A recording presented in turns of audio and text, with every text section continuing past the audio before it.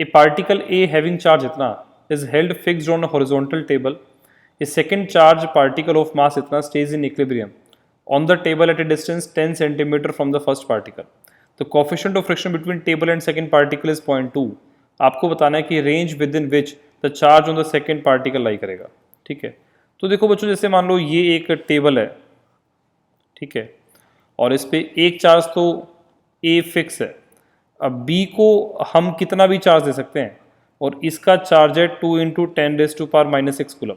ठीक है, अब होगा क्या, जब इस पर सेम पॉजिटिव चार्ज दूंगा तो इस पर फोर्स इस तरफ लगेगा, और इस पर मान लो मैंने नेगेटिव चार्ज दिया तो इस पर फोर्स इस तरफ लगेगा। ठीक है, मैं एक काम करता हूँ, इस पर मैक्सिमम चार्ज देता हूँ और मैक्सिमम चार्ज पे इसको रोक के देखता हूँ।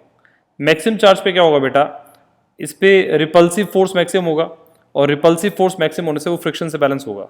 मैं इस पॉइंट पे इसकी इक्वेशन लिखूँ तो देखो mg ऐसे, नॉर्मल रिएक्शन ऐसे, रिपल्सिव फोर्स ऐसे, और फ्रिक्शन इस तरीके से लगेगा। ठीक है, अब चार्ज इतना है, मास इतना है, म्यू इतना है।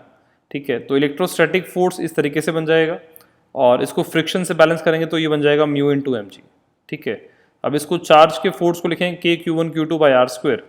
ठीक है, और ये म्यू × m × g के बराबर हम जब लिखेंगे, इसको सॉल्व करके इस तरीके से आ जाएगा। मतलब ये वो चार्ज है, जब इतना चार्ज देंगे इस पार्टिकल को तो इस पर फोर्स राइट की तरफ मैक्सिमम होगा, जो कि फ्रिक्शन फोर्स से बैलेंस हो सके।